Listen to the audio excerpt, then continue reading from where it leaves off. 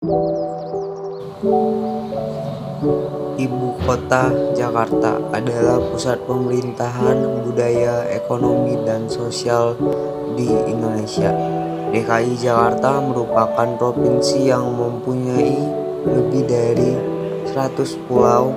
Jakarta juga mencakup Kabupaten Kepulauan Seribu yang memiliki 110 pulau. Itulah mengapa Jakarta juga sering dijadikan tempat wisata. Jakarta merupakan kota metropolitan yang menduduki peringkat pertama sebagai kota dengan jumlah penduduk terbanyak. Ibu kota ini menjadi pusat budaya, pemerintahan, ekonomi, hingga sosial.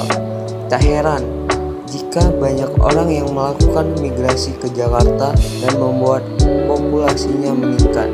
Kota ini mendapatkan julukan G-Town atau The Big Triad karena dianggap sebagai New York City di Indonesia. Sejarah Jakarta ialah sejarah kota Jakarta 1950 sampai dengan 1980. Jakarta awalnya hanya sebuah kota pelabuhan dengan nama Sunda Kelapa. Dengan singkat cerita, pertempuran yang terjadi dimenangkan oleh Fatahillah. Ia pun segera mengganti nama Sunda Kelapa menjadi Jayakarta. Lalu pada 1619, Belanda mulai memindahkan pusat kekuasaannya ke Jayakarta. Kota ini pun kembali mengalami perubahan nama menjadi Batavia.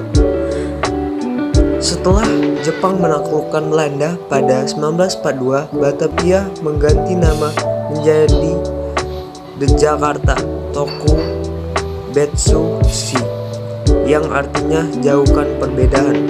Setelah mengalami pergantian nama yang panjang, pada 17 Agustus 1945 kota ini berganti nama menjadi Jakarta dengan menjadi ibu kota Republik Indonesia.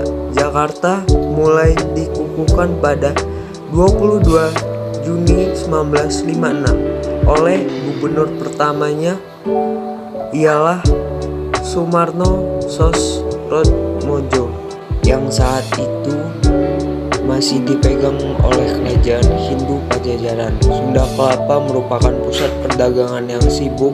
Hal ini membuat Portugis yang ada di Malaka terpikat oleh kota satu ini.